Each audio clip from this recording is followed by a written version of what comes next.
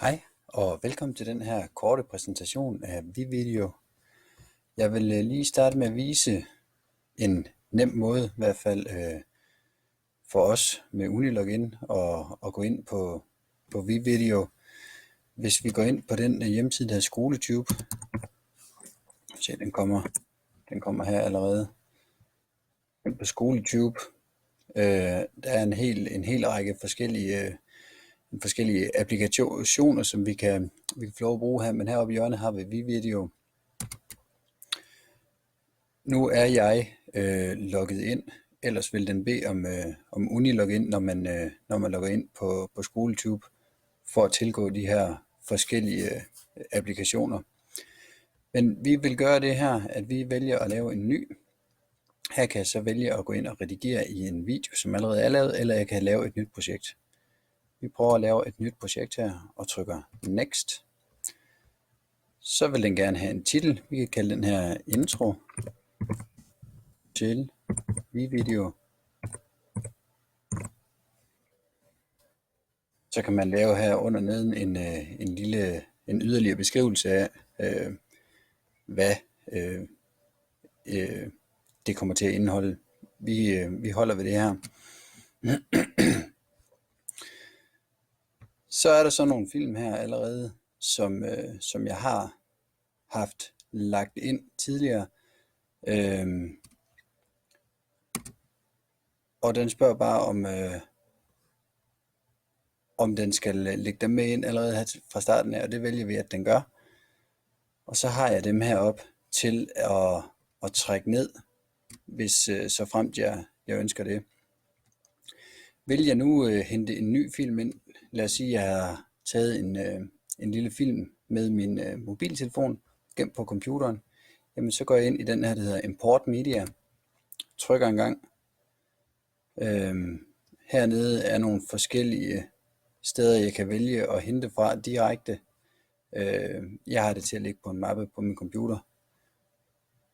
Her under videoer kan jeg hente en film, som så kommer ind her.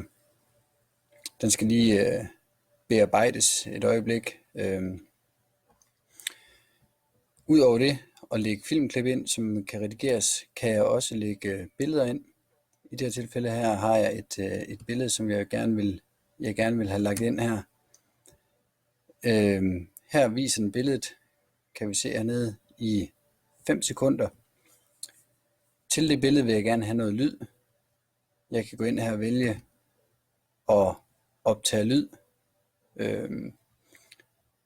Det har jeg gjort tidligere, så jeg har et lydklip herinde, som jeg vil bruge, men ellers er det bare at trykke på den røde knap her, og så begynder den at optage.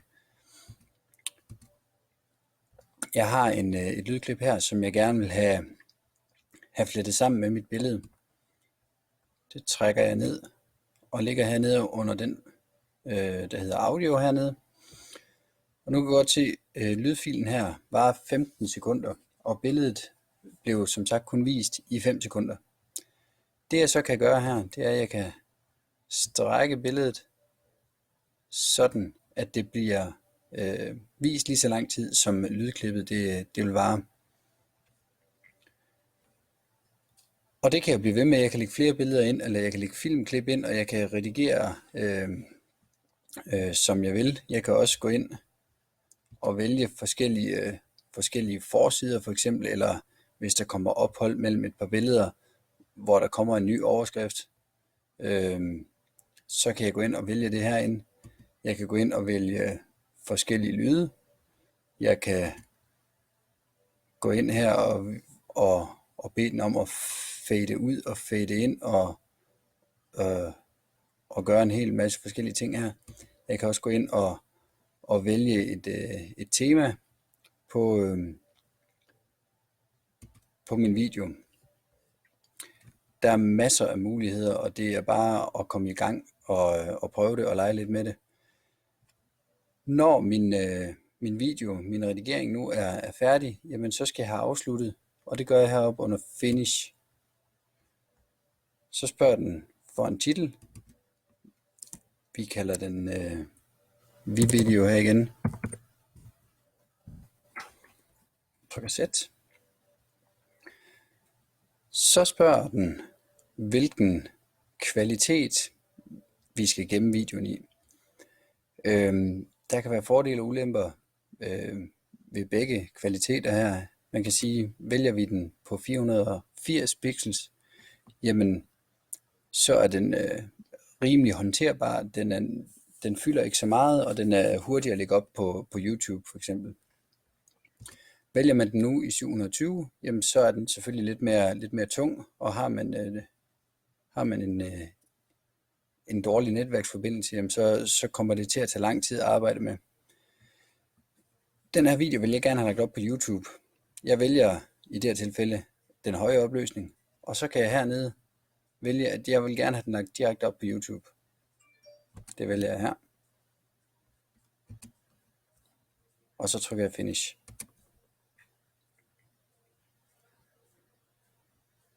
Så kommer jeg i kø. Nu er jeg tilfældigvis logget ind på min YouTube-konto. Ellers ville programmet selv spørge, om der skulle logges ind, og det vælger man så selvfølgelig bare ja til. Allerede her kan vi se, at der kommer et link, som man kan gøre brug af, hvis man skal dele sin video. Men ellers efterfølgende her vil videoen være at finde inde på YouTube.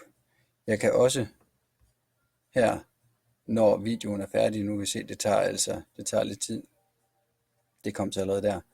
Jeg kan vælge her og downloade videoen til computeren. Og så har vi den til at ligge der, hvis man skal bruge den.